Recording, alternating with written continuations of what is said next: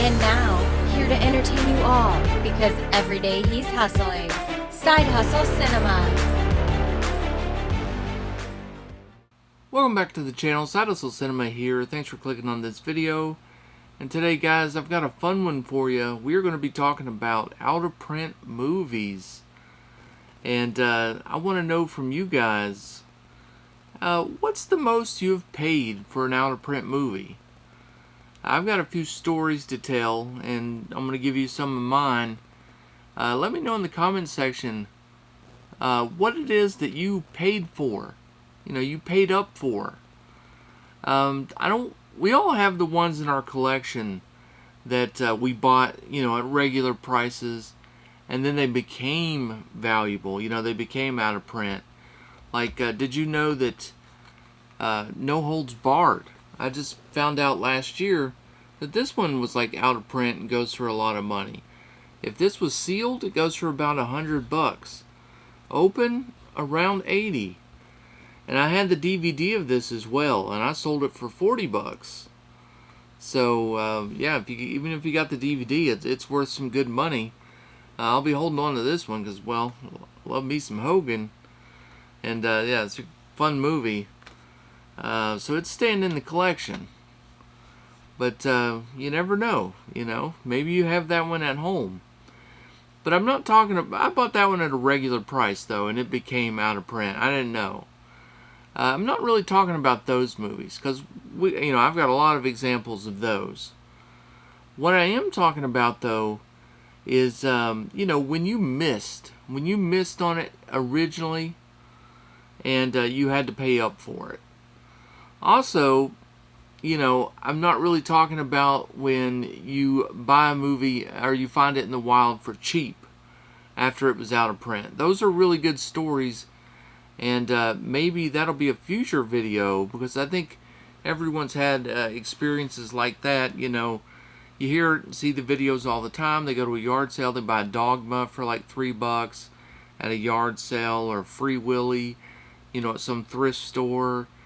Or you go to a Second Charles or a CD Trader or one of those types of places, and you catch them slipping, and you know, you can buy something out of print, and it's worth a lot of money, and you get it on the cheap. That's great, and you know, if you want to share those stories, go ahead. But the stories I'm looking for today is when you paid up, when you just missed out on it, and but you wanted to have it in the collection. How much have you paid for an out-of-print movie? That is the topic today, and I've got a few stories for you. I am not a big buyer of the out-of-print movies, but here lately, just recently, I had a few opportunities that popped up, and I took advantage of them. So we're going to talk about those. But first, let me show you a couple from the past, and maybe this was probably the first one that, you know, after I became like what I would consider a movie collector, and not just, you know, someone who has some movies. When I really truly became a collector, this was probably one of the first ones that I reached out and picked up, and that's Diggstown from Kino Lorber.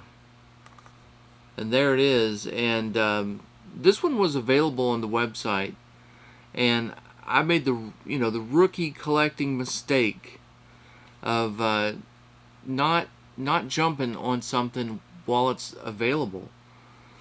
And I didn't even know that at the time that Kino had like a going out of print soon section on their website. You know, they have it, get it while it's here, or whatever, it's last chance. And, you know, this one may have been on there, I don't even know. But I just remember seeing it a few times on the site, thinking I have all the time in the world. And then after one of those sales or whatever it was, all of a sudden it was just gone. And I kept hoping that they were going to bring it back.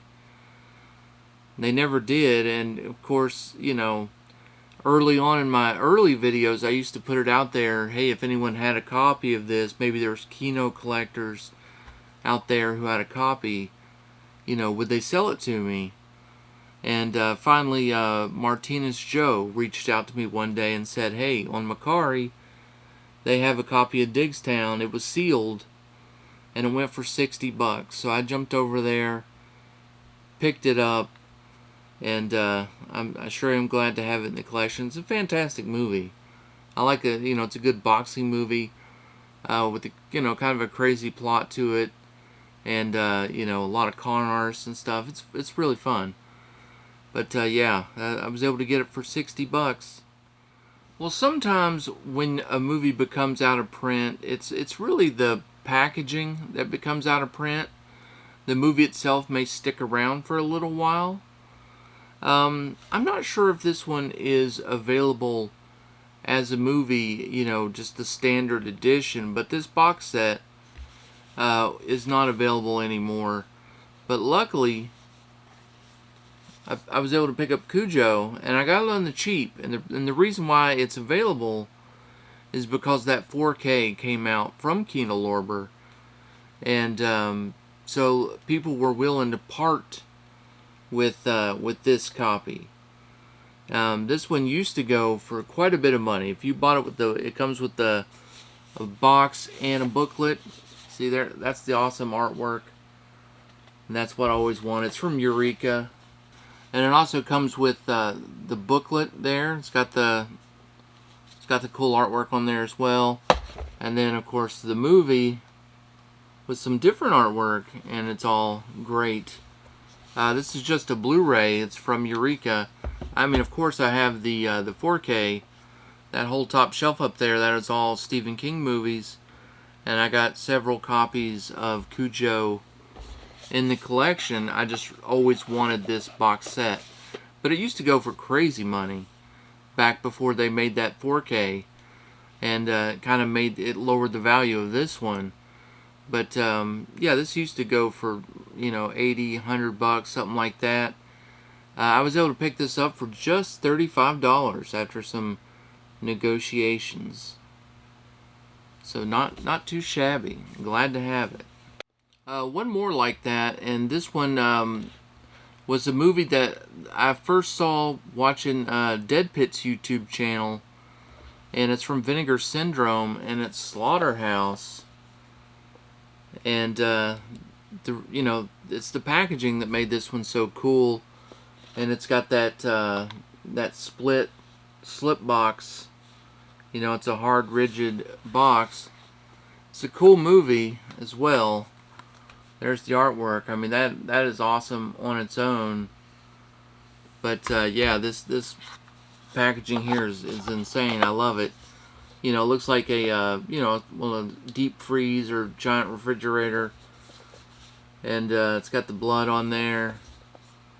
Slaughterhouse, and then like here you got like the strips of meat hanging. I just thought that was so cool. First time I'd ever seen anything like that. Had to see if I could possibly get it, and the guy that was selling it was asking over $100 for it, and so I just had it on like my watch list for a long time. And then out of the blue one day I get a notification that he had lowered his price, and I think he was only asking about $60 or $65 for it, and I jumped all over it and grabbed it. And there are a few more of these on eBay right now, before the recording of this video, that were going for, I think one for around the same price, $60, $65. So not too bad. That's really cool. A really cool box. Slaughterhouse I picked up a while back. The Diggstown I picked up a while back. The Kujo was recent, and that one kind of got me going down the rabbit hole for some out-of-print stuff. And I just happened to run across this one, and this one's not been out of print for very long, but sometimes, that's the time to jump on it. So this one I'm just kind of showing because I just recently picked it up, and also it is still available, more copies of this at a reasonable price. And that was Gas Pump Girls. and it's from Scorpion Releasing, and you know, it's out of print. You know, they're no longer putting it out there, but some people still have copies of it. They're selling it for around $35, sometimes 35 plus shipping. It's a fun little movie. Of course, it came sealed. I went ahead and opened it because I wanted to watch it. And yeah, it's a fun little movie. These girls take over a gas station for their you know, for their uncle who had like a heart attack. But all the girls in here, you know, they all look fantastic. You got well, the blonde there in the front, that's Kristen Baker, who played Terry in Friday the 13th Part 2. You know, she was a brunette in that, but she was the one that went skinny dipping, had the, you know, little dog named Muffin and all that. So, yeah, she stars in this one. And also, like, Sandy Johnson's in this. She was a Playboy Playmate, and she was like Playmate of the Month when this movie came out. And you know, it's just, you know, it's a raunchy comedy, and I had a lot of fun with it. So, but yeah, it's still available. Price, I'm sure, will just go up on it.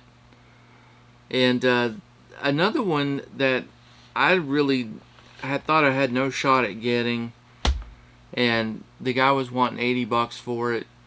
I put in I thought it was sort of a lowball offer of $60, and he accepted, and it was sealed as well. And I opened it up because I kind of just wanted to check it out because the seal, the plastic felt weird, and that was Detroit Rock City. So I picked this one up just recently too, on Blu-ray. Everything checked out though. I mean, you know, everything looks legit. It was just a weird, the plastic wrap on it looked kind of weird, and it felt very light. And I was like, what's going on? It's an eco case though. I guess that's part of the reason why it felt light. So I'm going to swap the case out because I don't want to damage that, you know, that cover art on here. And I'll probably make a custom slip for it just so it has one, just so, you know, it feels special. But yeah, it's very, very cool. Always love this movie. Maybe it'll get like a big upgrade now. I wouldn't even mind. I wouldn't hate it if it did. If it came out in 4K, I would actually be kind of excited for that. But, well, those are the ones that I have to show you. There are a few that I wouldn't mind having. Cop Shop on 4K, that's always been one that I've been wanting to pick up. I may look into getting that one if I can find it at a good price. Another one, this one's pretty crazy. It's Camp Nowhere, and it's the Kino Lorber special edition that they put out, which isn't really all that special, but I do kind of want it. You can buy Camp Nowhere in a 2-pack with Ernest Goes to Camp on Blu-ray for about $10. And you can buy it on its own on Blu-ray for about $30-$35. The price on that one, the standalone, has went up a little bit more. But this Kino Lorber edition is out of print from Kino, and it's got this special artwork on it that I really like. It's misleading artwork because it kind of makes it look like a sleazy camp, you know, comedy.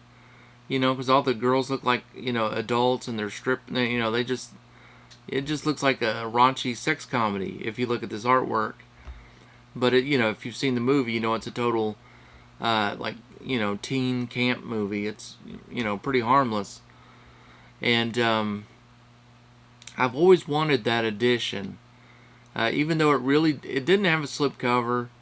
It doesn't come with like tons of special features. It may not even have any special features. If I remember right, I don't think it has any. Maybe a trailer or something like that. I'm not even sure. But nothing that you would, you know, feel like it would be like really, really worth it. But I've always wanted that edition. I saw it on eBay going for $139. and I figured that's what you had to pay. It was sealed.